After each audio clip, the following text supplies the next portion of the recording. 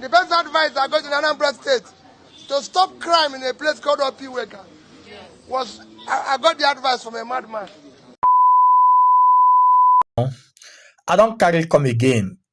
You know, a lot of us criticize P2B whenever you say you got an advice from a madman, but we failed to understand what he did with the advice and how the advice he got from a madman helped him solve some security challenge in a given environment when he was a governor. I just want we all to watch this and see how diplomatic he was in order to listen to someone we considered to be mad, but rather it ended up stopping insecurity in a particular environment. Watch, I'll be back to give you my take.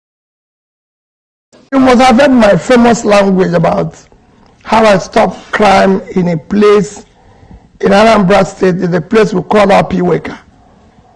You know, we have pickpockets there and everything. And I went there as the governor.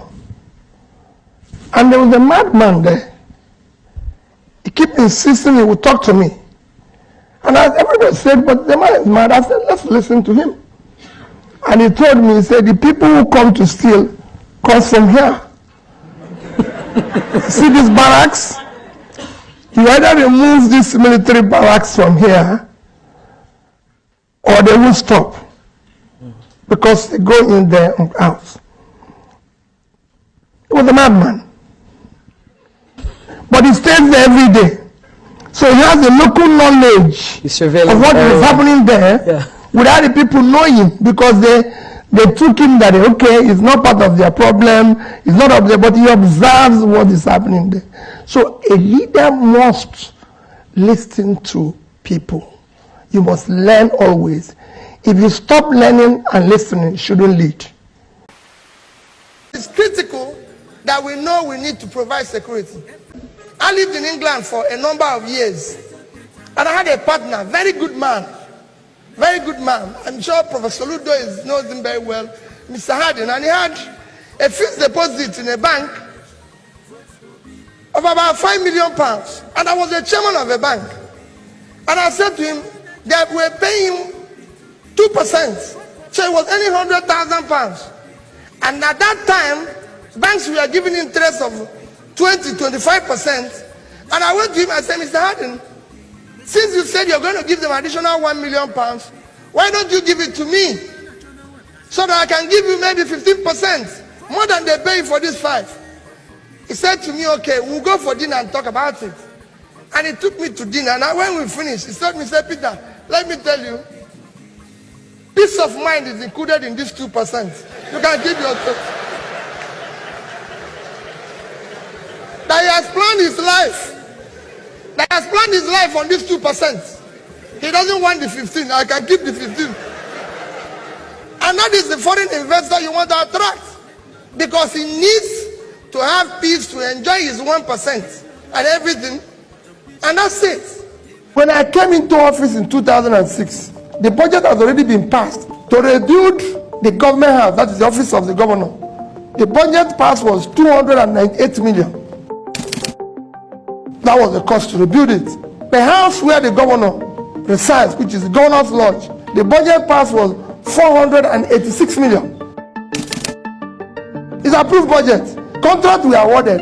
When I came in, I fixed every single thing in the office of the governor. Everything was repaired for 43,200,000. I did everything in the lodge with 82 million.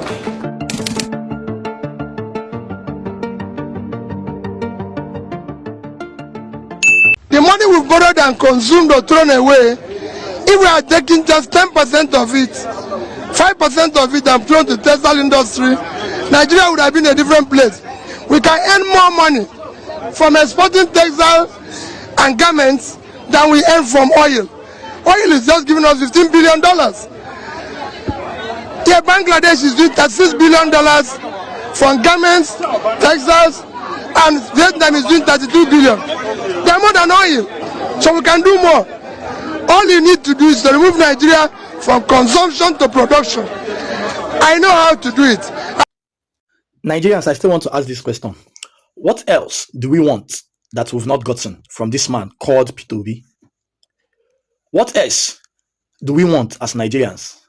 because this man has been consistent in what he is saying.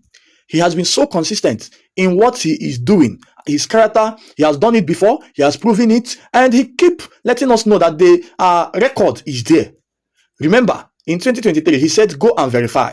And Nigerian government has verified to the end, and they have known it that this man is viable of delivering and making this country a better and the good Nigeria we operate for. So what are we waiting for? It's high time we take the bull by the horn, because left with this, our old grandfathers who remain as leaders, I think they are ready to be there till their last day. And you can only show your seriousness by sitting at your comfort home and applying for your voter's card. Sit in your house, apply for the online voter registration. Yes, our vote must count in 2027. Remember, we all gonna enjoy the Nigeria we operate for. I'm gonna see you in my next video. I still remain Vocal Voice. Remember, I'm in every social media platform. Do well to follow me and subscribe to my YouTube channel, Vocal Voice 1.